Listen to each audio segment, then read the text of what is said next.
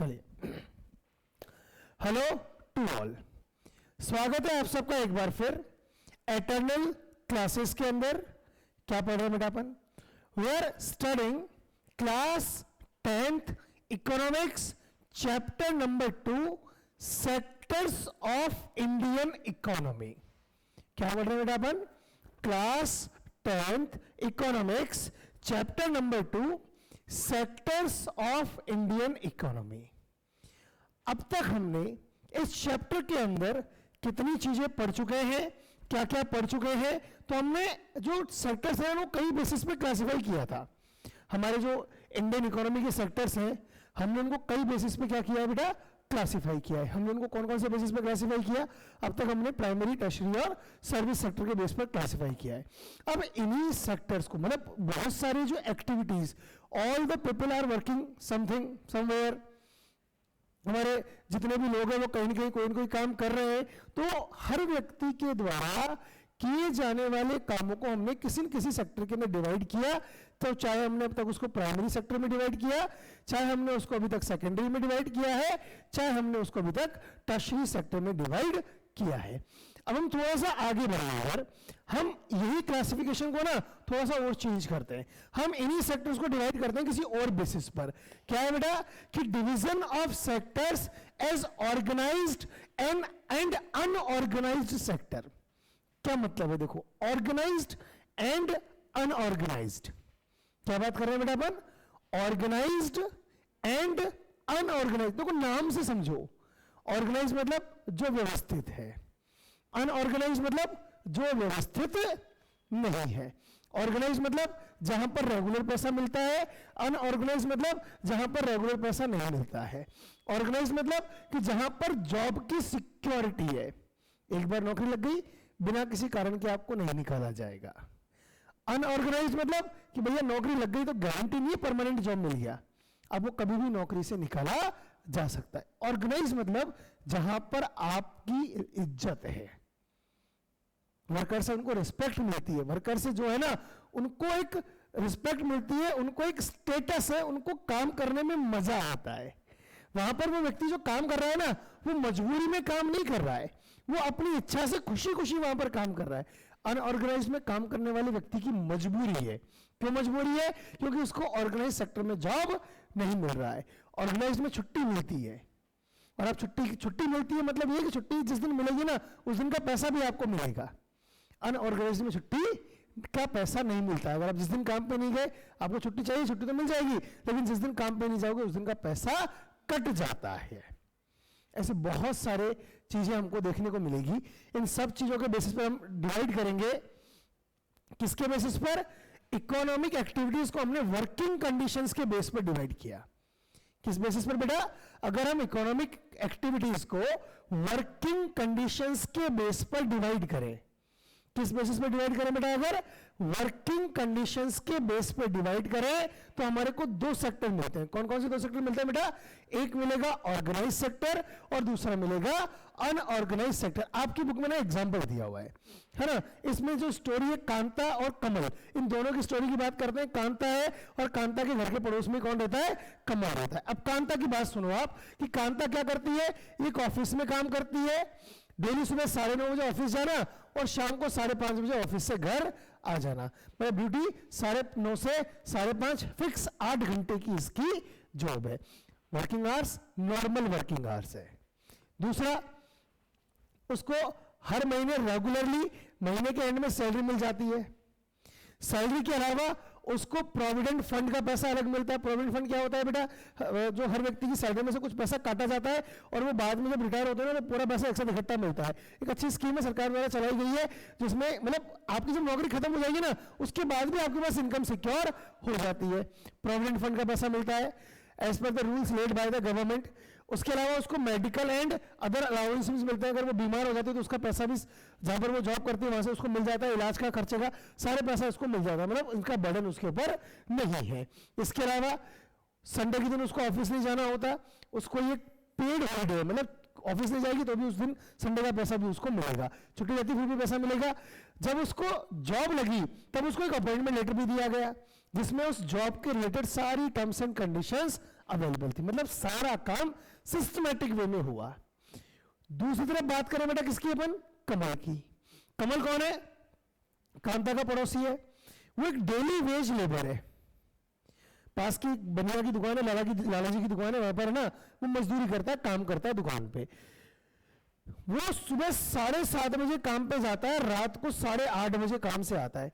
13 घंटे की ड्यूटी है उसकी। इसके अलावा उसको कोई और किसी प्रकार का अलाउंस नहीं मिलता, ना ही जिस दिन वो काम पे नहीं जाता ना उस दिन का उसको पैसा भी नहीं मिलता। संडे के दिन नहीं जाएगा, संडे की उसको छुट्टी नहीं है, ऑफिशियल छुट्टी नहीं है, संडे के दिन काम पे नहीं जाएगा तो उसको संडे के दिन का पैसा उसका काट लिया जाएगा। इसके अलावा nor was he given any formal letter, नहीं जब उसने नौकरी ज्वाइन की तब उसको कोई लेटर भी नहीं दिया गया कि भैया ये आपके टर्म्स एंड कंडीशन है। कौन देता है बनेगी दुकान पे काम करने का? किसी दुकान पे काम करने जाओगे तो कोई देता है कि नहीं? कोई नहीं देता है।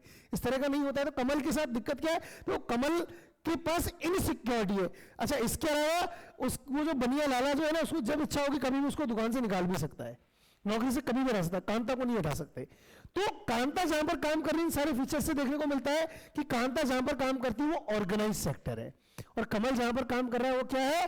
अनऑर्गेनाइज सेक्टर है। तो इन दोनों स्टोरीज के बेस पर अगर हम आगे बढ़ते हैं तो हमको देखने को मिलेगा कि ऑर्गेनाइज्ड सेक्टर कौन सा होता है। अगर हम समझे कि what are the features of organised sector, simple सा क्वेश्चन आपको आएगा तो आपको ये इनके 9 पॉइंट्स लिखने हैं और आपका आंसर 100% करेक्ट हो जाएगा। क्या है बेटा? सबसे पहला कि terms of employment are regular and therefore people have assured job. नौकरी से इनको हटाया नहीं जाएगा, जॉब की सिक्योरिटी है, कंटिन्यूस इनके पास जॉब होती है।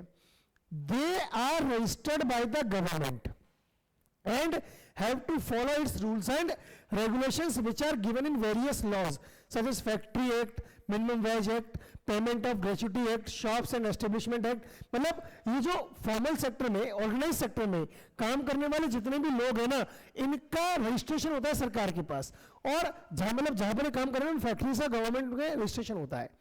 इसलिए इनको गवर्नमेंट की सारी पॉलिसीज को फॉलो करना पड़ता है जो कि एम्प्लॉय के वेलफेयर के लिए बनाई गई है। इसके अलावा बात करें, has some formal process and procedures. इनकी नौकरी से हटाने के लगाने के कुछ प्रोसीजर होते हैं और वो प्रोसीजर सबको फॉलो करने होते हैं। Workers in the organise sector enjoy security of employment, job security है। They are expected to work only a fixed number of hours, working hours fix है, ऐसा नहीं कि बहुत लंबे समय तक क्या करना पड़ेगा, इनको काम करना पड़ेगा। If they work more they have to be paid overtime by the employer. कभी ज्यादा काम आ गया, ठीक है, कई बार ज्यादा काम करना पड़ेगा अगर, तो उसके लिए इनको एक्स्ट्रा पैसा भी दिया जाएगा जो कि नॉर्मली नॉर्मल वेज का डबल होता है, ठीक है ना। आगे बात करें, द गेट पेड लीव, इनको पेड लीव मिलती है, मतलब काम पे नहीं जाएंगे उस दिन का पैसा मिलता है।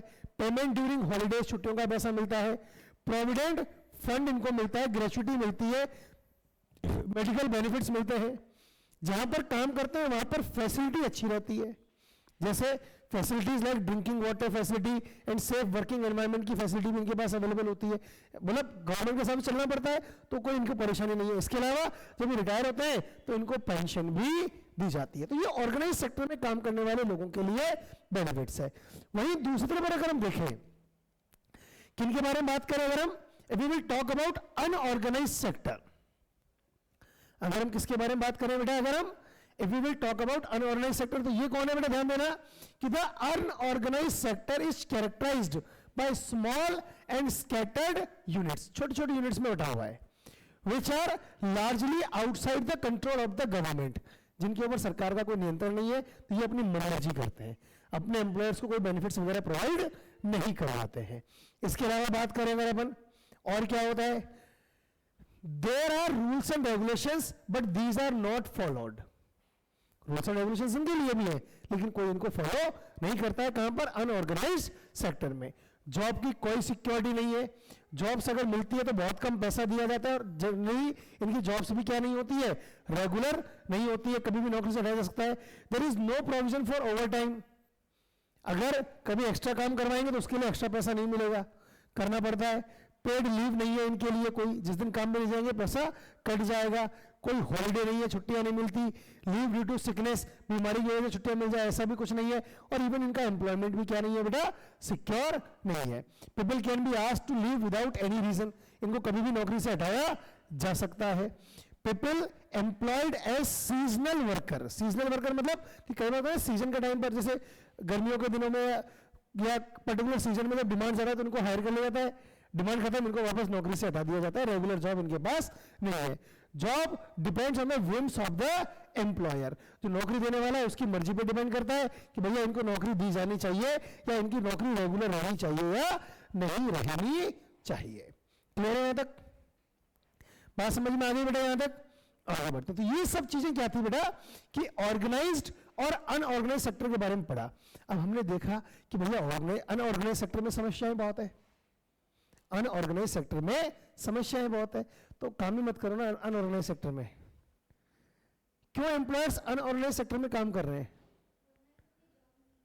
कारण क्या है कि ऑर्गेनाइज सेक्टर जो है ना वो मोस्ट डिजायरेबल सेक्टर है। ठीक है, ये बात ठीक है। हर व्यक्ति क्या चाहता है कि मैं कहां पर काम करूं? ऑर्गेनाइज सेक्टर में काम करूं, मुझे भी अच्छी जॉब मिले। कौन चाहेगा इस तरह की जॉब करना? लेकिन अनऑर्गेनाइज सेक्टर में काम करने वाला मजबूरी में वहां पर काम कर रहा है। रीजन क्या है? क्योंकि ऑर्गेनाइज सेक्टर के अंदर इतनी एम्प्लॉयमेंट अपॉर्चुनिटीज अवेलेबल नहीं है, वहां पर इतनी जॉब्स ही नहीं है। So organise sector most desirable sector है। Every person wants to work in organise sector, but employment opportunities in the organise sector have been expanding, बढ़ रही है लेकिन बहुत धीरे धीरे बढ़ रही है।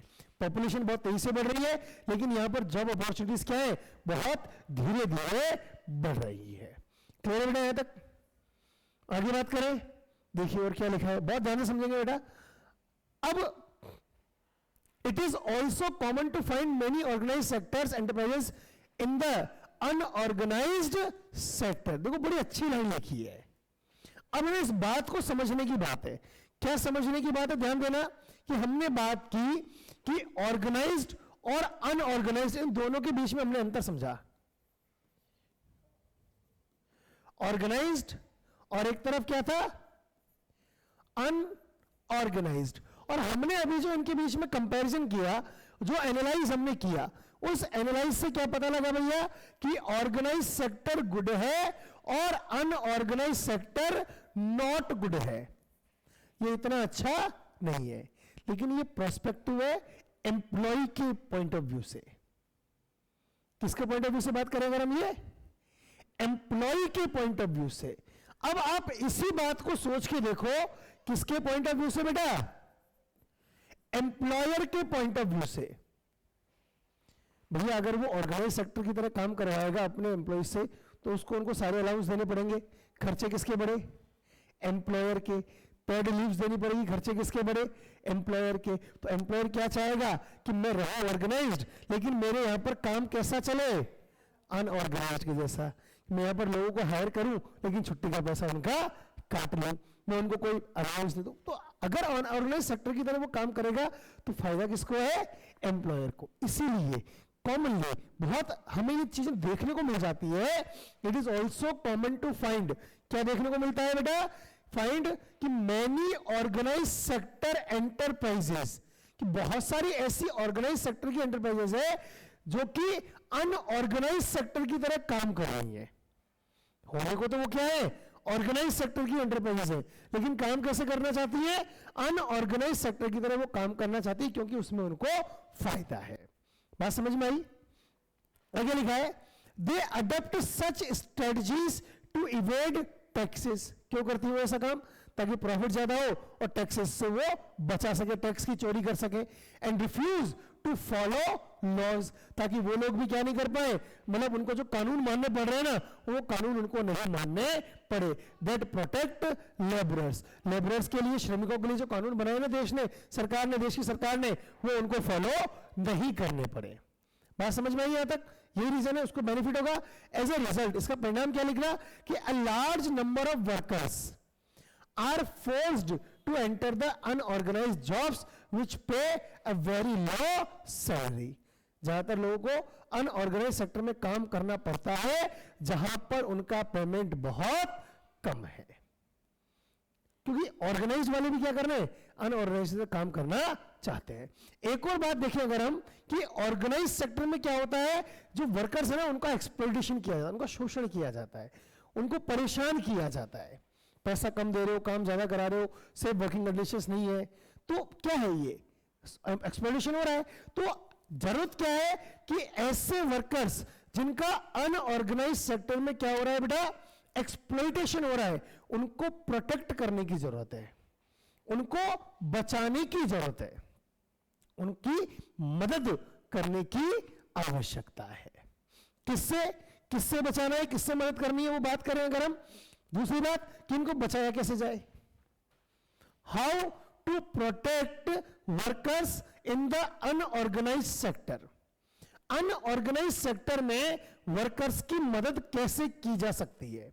तो इस बात को समझने के लिए ना हमें समझते हैं कि जो अनऑर्गेनाइज सेक्टर के वर्कर्स है ना, वो दो जगह काम करते हैं, रूरल एरिया में भी काम करते हैं और अर्बन एरियाज में भी ये वर्कर्स काम करते हैं। दो जगह काम कर रहे हैं बेटा, कहां कहां पर, ये वर्कर्स रूरल एरियाज में भी काम कर रहे हैं और कहां काम कर रहे हैं बेटा, अर्बन एरियाज में भी ये वर्कर्स काम कर रहे हैं। ठीक है बेटा, बात समझ में आई आपको यहां तक। अच्छा, अभी जो रूरल एरियाज में वर्कर्स जो काम कर रहे हैं, जो कि एज ए अनऑर्गेनाइज सेक्टर के लोग काम कर रहे हैं, वो कैसे काम करते हैं, मतलब स्पेशली वो कौन लोग हैं जो कि एज एन अनऑर्गेनाइज सेक्टर के अंदर काम करते हैं, कहां पर, रूरल एरियाज में। कौन है ऐसे, landless agricultural labourers, landless agricultural labourers, मतलब ऐसे मजदूर जिनके पास जमीन नहीं है, किसी और के यहाँ खेती बाड़ी का काम करते हैं। और कौन है, स्मॉल एंड मार्जिनल फार्मर्स, छोटे मोटे किसान होते हैं। शेयर क्रॉपर्स, जैसे ना साजिश जिनको कहते हैं, है ना, जमीन किसी और की, काम खुद कर रहे हैं तो मिलकर वो फसल को बांट लेते हैं। एंड आर्टिशंस, छोटे मोटे वर्कर्स, जैसे वीवर्स हैं, ब्लैक स्मिथ लोहार है, कारपेंटर है, गोल्ड स्मिथ है, ये सब क्या है, रूरल एरियाज में काम करने वाले वर्कर्स हैं, जिनको कि हम अनऑर्गेनाइज सेक्टर के वर्कर्स जिनको कि कहा जाता है। अब आगे अगर हम समझे इनको बचाया कैसे जाए, सरकार क्या कर सकती है, भैया इनको बीज वगैरह सब टाइम पर दे दो ताकि ये भी खेती कर सकें, इनको एग्रीकल्चरल इनपुट दे दो, खेती करने के औजार दे दो ताकि इनको किसी और के ऊपर डिपेंड ना होना पड़े, इनको पैसा वैसा उधार कम रेट पर दे दो, इनको अपना सामान रखने की स्टोरेज फैसिलिटी दे दो, एंड मार्केटिंग आउटलेट्स, इनका बाजार में इनका सामान बेचने की व्यवस्था कर दो। तो इनको क्यों अपने आप, क्यों किसी और के पास जाकर अपना एक्सप्लॉइटेशन कराएंगे, जब इनको गवर्नमेंट से सब चीजें मिल जाएंगी, गवर्नमेंट का सपोर्ट मिल जाएगा, तो ये अपने आप ऑर्गेनाइज सेक्टर की तरह काम होने का हो जाएगा। तो ये प्रोडक्शन किसके लिए था बेटा, रूरल एरियाज में काम करने वाले वर्कर्स के लिए। वहीं पर हम बात करें अर्बन एरियाज में कौन लोग हैं जो कि एज एन वर्कर काम कर रहे हैं, कहां पर, अनऑर्गेनाइज सेक्टर में। अगर हम उनकी बात करें तो कौन है, workers in small scale industries, छोटी छोटी फैक्ट्रियों में काम करने वाले लोग, कैजुअल वर्कर्स इन कंस्ट्रक्शन, है ना, जो मजदूरी करते हैं ना, बेलदारी जो करते हैं कंस्ट्रक्शन साइट पे वो लोग, ट्रेड एंड ट्रांसपोर्ट एटसेट्रा, या किसी दुकान के अंदर कोई काम कर रहा है लड़का, वो हो गया, ट्रांसपोर्ट मतलब ड्राइवर वगैरह ये लोग हो गए, या and those who work as street vendor, जो गली में एक विक्रेता की तरह काम करते हैं, ठेला लगाकर बेचते हैं सामान, हेड लोड वर्कर्स, जो सर पर बोझ रख के ढोते हैं वो लोग हो गए, गारमेंट मेकर्स, है ना, जो फैक्ट्री में जो कपड़े सिलने का काम करते हैं, है ना, रेज पिकर्स, सामान उठाकर उधर से रखने वाले पल्लेदार जिनको कहते हैं। तो ये सब अनऑर्गेनाइज सेक्टर में आने वाले लोग हैं जो कि स्पेशली अर्बन एरियाज में पाए जाते हैं। इनको प्रोटेक्ट कैसे करें भैया, कि इनको गवर्नमेंट का सपोर्ट चाहिए ताकि इनको टाइम पर रॉ मटेरियल मिल जाए, ताकि ये अपना प्रोडक्शन अच्छे से कर सकें, मार्केटिंग आउटपुट मिल जाए इनको, मतलब मार्केटिंग माल बेचने के लिए जगह मिल जाए, या गवर्नमेंट कुछ इनके लिए स्पेशल प्रोग्राम्स भी लॉन्च कर सकती है। तो इन सबको प्रोटेक्ट करने की आवश्यकता, कैसे प्रोटेक्ट करना है वो हमने यहाँ पर देख लिया है। क्लियर, आगे बढ़ते हैं मैडम। अगला टॉपिक है आपका कि अब देखो दो समस्या है यहां पर। अनऑर्गेनाइज सेक्टर में काम करने वाले वर्कर्स है ना, एक तो वो गरीब है। क्यों गरीब है, क्योंकि उनको पेमेंट बहुत कम मिल रहा है। गरीब क्यों है बेटा, क्योंकि उनको क्या मिल रहा है, पेमेंट बहुत कम मिल रहा है। लेकिन इनके साथ डबल मार है। क्या है इनके साथ, डबल मार है। डबल मार क्या है वो समझना, क्या है ना कि एक है बात इतनी तो ठीक है, लेकिन दूसरी और समस्या है इनके सामने। दूसरी समस्या क्या है, वो इनकी कम्युनिटी।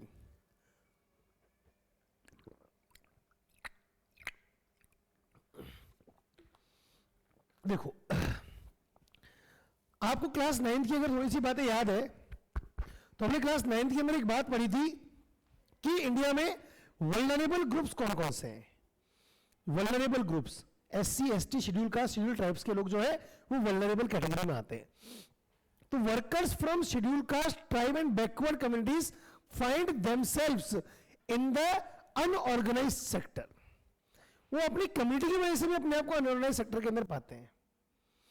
एक तो उनकी कम्युनिटी की वजह से समस्या है और दूसरा उनकी अनऑर्गेनाइज्ड सेक्टर में उनको काम नहीं मिलता है। तो दोनों तरफ से उनके ऊपर क्या है, सोशली भी परेशानी है और इकोनॉमिकली भी परेशानी है। इससे प्रॉब्लम क्या है, प्रॉब्लम है कि besides getting the irregular and low paid work, पैसा भी नहीं मिल रहा, काम भी कम मिल रहा है, ये तो समस्या है ही, लेकिन सोशली प्रॉब्लम होने की वजह से इनको समाज में सोशल डिस्क्रिमिनेशन भी फेस करना पड़ता है। समाज में इनको इज्जत भी नहीं मिलती है। ठीक है, तो protection and support to the unorganised sector workers is thus necessary for both economic and social development. अगर हमें कंट्री को इकोनॉमिकली और सोशली बहुत अच्छा डेवलप करना है तो जरूरी क्या है भैया कि अनऑर्गेनाइज्ड सेक्टर में आने वाले वर्कर्स को अच्छे से प्रोटेक्ट किया जाए, इनके लिए सारे अरेंजमेंट्स किए जाए। क्लियर? कोई डाउट है यहां तक? आगे बात करें बेटा, ध्यान दीजिए। तो ये हमारा एक डिवीजन और हो गया बेटा, किसके बेस पर? ये हमने डिवीजन पढ़ा बेटा किसके बेस पर? वर्किंग कंडीशंस के बेस पर। तो वर्किंग कंडीशन के बेस पर हमने इकोनॉमिक एक्टिविटीज को कितने पार्ट में डिवाइड किया? 2 पार्ट्स में। कौन कौन सा? Organised and unorganised sector. आगे बढ़े हम। अब अगला डिवीजन हम किसके बेस पर पढ़ेंगे बेटा? ऑनरशिप के बेस पर। On which basis we will divide? Ownership के बेसिस पर। अब ऑनरशिप के बेसिस पर हम देखते हैं तो 2 तरह के सेक्टर इंडिया में देखने को मिलते हैं। कौन कौन से? पब्लिक सेक्टर और दूसरा है प्राइवेट सेक्टर। पब्लिक सेक्टर की ऑनरशिप किसके पास है? गवर्नमेंट के पास। जैसे हमारा पोस्ट ऑफिस डिपार्टमेंट हो गया, हमारा BSNL हो गया है ना, हमारा LIC हो गया, स्टेट बैंक ऑफ इंडिया हो गया, या आपका गवर्नमेंट हॉस्पिटल्स हो गए, ठीक है, या गवर्नमेंट स्कूल्स हो गए, या हम बात करें रेलवे हो गया। ये सब क्या है? पब्लिक सेक्टर एंटरप्राइजेस है। ठीक है, वहीं पर अगर हम बात करें प्राइवेट सेक्टर एंटरप्राइज कौन सी होती है? कि जिनकी ओनरशिप कुछ प्राइवेट लोगों के हाथ में होती है। फॉर एग्जांपल एयरटेल हो गया, रिलायंस हो गया, टाटा हो गया, ठीक है, अडानी ग्रुप हो गया। ये सब क्या है बेटा? प्राइवेट सेक्टर के लोग हैं। हम एक सिंपल सी बात समझे कि पब्लिक सेक्टर का मेन मोटिव क्या होगा? लोगों की सेवा करना। प्राइवेट सेक्टर का मेन मोटिव क्या होगा?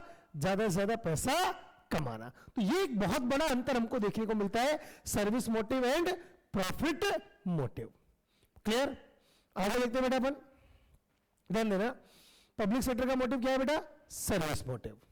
पब्लिक सेक्टर क्या चाहती है? कि ज्यादा से ज्यादा जनता की सेवा की जाए, जनता के भले के लिए प्रोजेक्ट्स को स्टार्ट किया जाए। लेकिन होता क्या है कि modern day government spends on a whole range of activities. आज के समय में ना सरकार भी लगभग हर तरह के काम कर रही है। ऐसा कोई सेक्टर नहीं है जिसमें गवर्नमेंट क्या नहीं कर रही हो? वर्क नहीं कर रही हो। हर तरह के वर्क गवर्नमेंट कर रही है।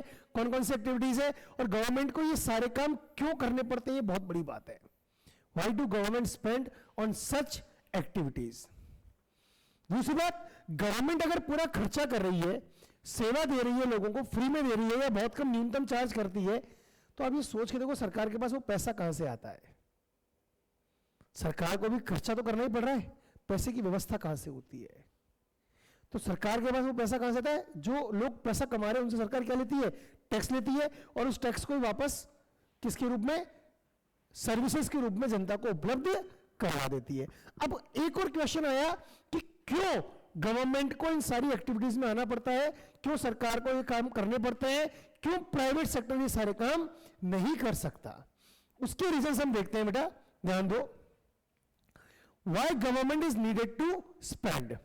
क्या कारण है कि सरकार को खर्चा करना पड़ेगा? There are several things needed by the society as a whole, but which the private sector will not provide at a reasonable cost. उसका रीजन सबसे बड़ा क्या है? ध्यान से समझना। जैसे हम इलेक्ट्रिसिटी की बात करें, छोटा सा एग्जांपल लेते हैं बेटा, आप किसका, इलेक्ट्रिसिटी का। आज आप अपन सबके घरों में इलेक्ट्रिसिटी आती है, लाइट आती है, ठीक है ना। अब इलेक्ट्रिसिटी का प्रोडक्शन होगा और तब जाकर क्या होगा बेटा, इसका डिस्ट्रीब्यूशन होगा। आज हम बात करें, सरकार हमसे इलेक्ट्रिसिटी के, लाइट के 8 रुपए पर यूनिट चार्ज करती है, लेकिन मैं अगर आपको एक बात बताऊं कि जो इलेक्ट्रिसिटी प्रोड्यूस होती है ना, इसको बनाने में कम से कम 15-16 रुपए यूनिट का खर्चा आता है प्रोड्यूस करने में, और हमको मिल कितने में रही है। तो ये केवल पब्लिक सेक्टर ही कर सकता है, सरकार ही कर सकती है ये, क्योंकि जो बीच के डिफरेंस का पैसा है ना, ये कौन भुगत रही है, 7 रुपए या 8 रुपए, ये सरकार भुगतती है। क्या प्राइवेट सेक्टर ऐसा कर लेगा? प्राइवेट सेक्टर अगर 15-16 रुपए में बना रहा है ना, तो वो आपको 20 रुपए यूनिट से कम में नहीं देगा। क्यों? क्योंकि प्राइवेट सेक्टर का उद्देश्य नहीं है सर्विस करना, उसका उद्देश्य क्या है, उसका उद्देश्य तो प्रॉफिट अर्न करना है।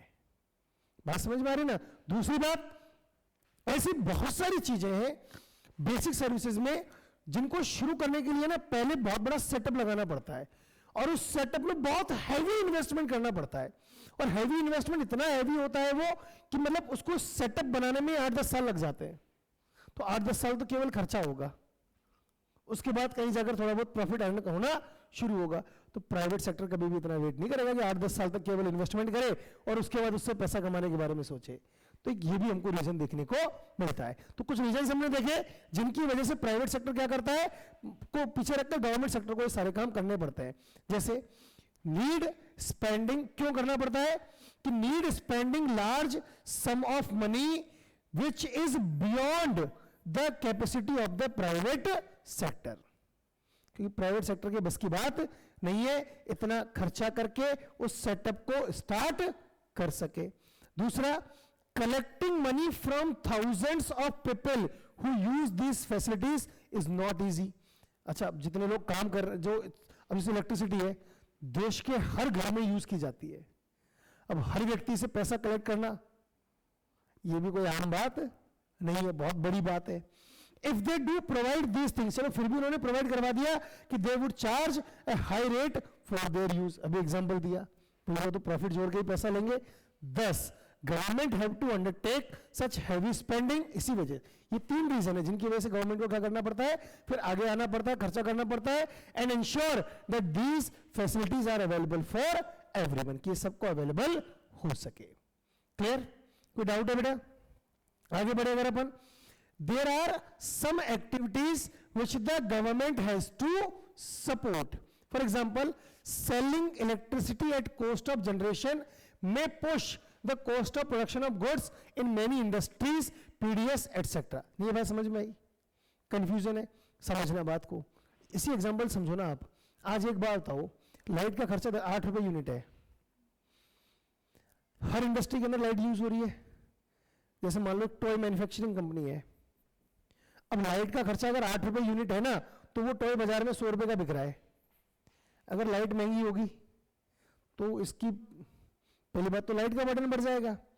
हर चीज क्या होगी जो कि लाइट से कहीं की कनेक्टेड है, और ऐसी कोई चीज नहीं जो कहीं भी लाइट से कनेक्टेड नहीं हो, इलेक्ट्रिसिटी से कनेक्टेड नहीं हो, वो हर चीज क्या होगी, महंगी होती हुई चली जाएगी। आज आप देखो पेट्रोल के दाम बढ़े, तो पेट्रोल के दाम बढ़ने से ना हर चीज महंगी हो गई, क्योंकि हर चीज ट्रांसपोर्टेशन से आ रही है, तो कॉस्ट बढ़ गई, कॉस्ट बढ़ गई तो हर चीज क्या होगी, महंगी होगी। तो वही बात है यहां पर कि अगर वह बात लिखी है कि selling electricity at the cost of generation, केवल कॉस्ट प्राइस में बेचना शुरू कर दिया ना, प्रॉफिट कमाना तो छोड़ो, may push the cost of production of goods in many industries, PDS etcetera, मतलब सब जगह चीजें क्या होंगी, महंगी हो जाएंगी। The private sector may not continue their production और business unless government encourage it. तो सरकार को क्या करना पड़ता है भैया, इनको कुछ रिलीफ देने पड़ते हैं, जिसकी वजह से फिर ये लोग आगे आते हैं और अपना काम करना शुरू कर देते हैं। Many units specially small scale units might have to shut down, अगर ऐसा नहीं करे ना छोटे छोटे बिजनेस तो क्या होंगे, बंद ही हो जाएंगे। इसलिए हम बात करते हैं कि government have steps in by producing and supplying electricity at rates which these industries can afford. इसलिए सरकार केवल उसी दाम पर उपलब्ध कराती है जिस दाम पर ये लोग खरीद सकते हैं. जो जितने में खरीद सकता है उतने में उसको प्रोवाइड करवा दिया जाता है.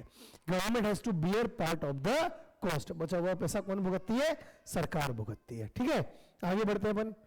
There are large number of activities which are the primary responsibility of government. एक और कारण है, बहुत सारे काम जो सरकार की जिम्मेदारी में आते हैं, प्राइवेट सेक्टर उनके अंदर हाथ भी नहीं डालता. मतलब डालता भी तो भी सरकार के रेगुलेशन में आगे जाना पड़ेगा. हेल्थ, एजुकेशन, ये सब गवर्नमेंट की जिम्मेदारी है कि हर व्यक्ति को मिले. तो आज अगर कोई प्राइवेट संस्था भी चल रही है ना, स्कूल्स भी चल रहे हैं, प्राइवेट स्कूल, प्राइवेट हॉस्पिटल्स भी, तो उनको भी गवर्नमेंट के सारे नॉर्म्स फॉलो करने पड़ते हैं. The government must spend on these health and education facilities for all is one example. So that's all about the chapter. इसी के साथ आपका चैप्टर नंबर 2 भी क्या हो जाता है बेटा? कंप्लीट हो जाता है. खुशियां मनाओ, ताली बजाओ, मुस्कुराओ कि आपका चैप्टर नंबर 2 इकोनॉमिक्स का क्या हो गया? कंप्लीट हो गया. अब जैसे कि हम सब जानते हैं एमसीक्यूज हम डिस्कस करते हैं चैप्टर के बाद, तो चलिए फटाफट से इस चैप्टर के भी क्या करते हैं मैडम? एमसीक्यूज डिस्कस कर लेते हैं. ध्यान दीजिए क्या क्या है. What is your MCQ number 1? हो जा भैया.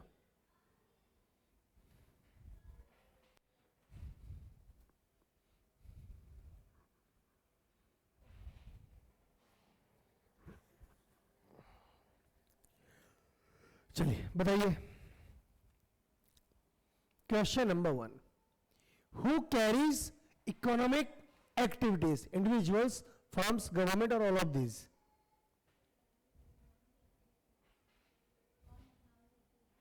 करता है, सभी करते हैं. So all of the above is the correct answer. ठीक है, next question. The economy is classified into public and private sector on the basis of ownership of enterprises. Question number 3, percentage share of employment highest in employment primary sector. ठीक है, next 4th question, in which type of unemployment more people are employed than required? कौन सा है बेटा?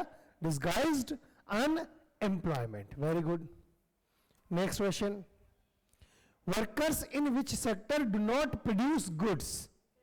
Tertiary sector. Very good. Next, workers in which sector enjoy better environment? Organised sector. Very good. Next, manufacturing sector is associated with secondary sector. Very good. Next, underemployment occurs when people do not want to work, are working in a lazy manner, get employment below their capability level or paid less than minimum wage fixed by government. Capability level, जितना काम कर सकते हैं उससे कम काम मिलेगा तो वो अंडर एम्प्लॉयमेंट कहलाएगा. Very good. Next, as per MNREGA 2005, Mahatma Gandhi National Rural Employment Guarantee Act 2005, the number of days of employment guaranteed by the government is 100 days. Option number A. Next, 10th question, output of which of the following included in GDP?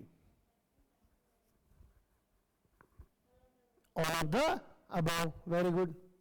11th question, total value of goods and services produced during a particular year? GDP. Very good.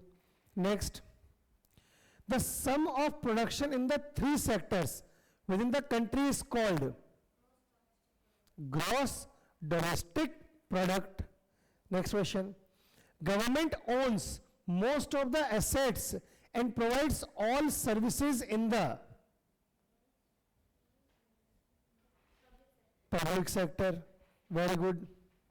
Next question, which of the following is a private enterprise?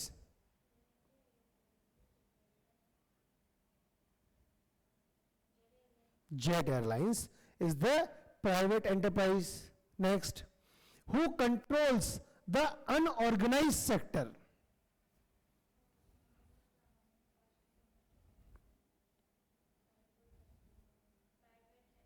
private entrepreneurs.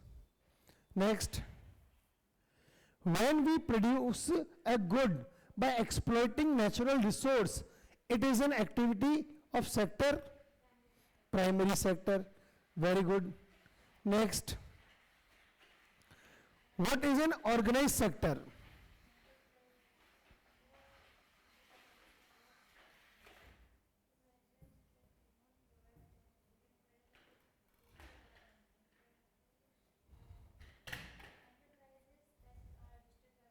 Enterprises that are registered by government. Very good. Next, small and scattered units largely outside the control of the government are in unorganized sector. Very good. अच्छे समझ में आया, chapter पूरा याद हो गया. In which of the following sector employees get medical allowances? Organized sector. Very good. Next, what are the intermediate goods?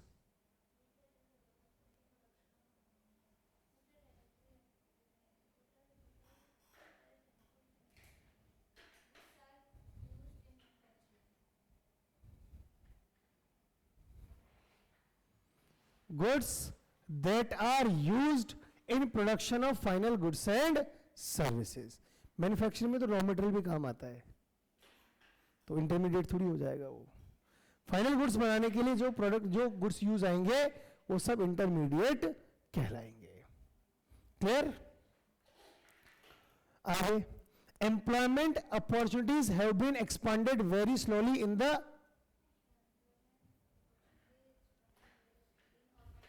the organized sector. Very good. Next, the services of teachers are included in tertiary sector. बहुत बढ़िया.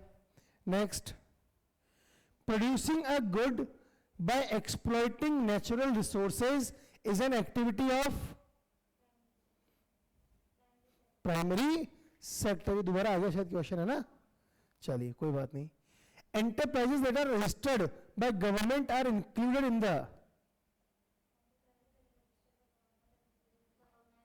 the organized sector.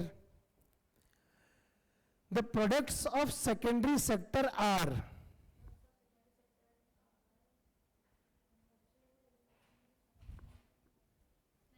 manufactured goods. Very good. Next question. Minimum support price is related to agriculture sector. Very good. Next question. Private sector's major objective is to earn profits. Very good. Next. Which one of the following costs has to be incurred even if production remains closed for a temporary period? मतलब इनमें से ऐसा कौन सा खर्चा है जब आपको प्रोडक्शन बंद है तो भी खर्चा चालू रहेगा? हाँ, क्यों? लाइट तो जब चलेगी ना, जब मशीनें चलेगी. प्रोडक्शन बंद है तो मशीनें नहीं चलेगी, मशीनें नहीं चलेगी तो लाइट का खर्चा भी नहीं आएगा. रेंट फॉर फैक्ट्री बिल्डिंग, आपकी दुकान खुली या नहीं खुली है, किराया तो चालू है. Next question. Education is included in which of the following sector? Tertiary sector. Teacher जब tertiary में आएगा तो एजुकेशन भी tertiary में आएगा. Last question of the day. The example of tertiary sector is banking services. So that's all about the MCQs. इसी के साथ आपका चैप्टर नंबर 3, चैप्टर नंबर 2 पूरी तरह से कंप्लीट होता है बेटा. नेक्स्ट क्लास में हम एक नए चैप्टर के साथ मिलेंगे. आपका इकोनॉमिक्स का next chapter, chapter number 3, money and credit. तो आज के लिए इतना ही है, बाकी बात है नेक्स्ट क्लास में. Till then, thank you class, keep learning, stay connected.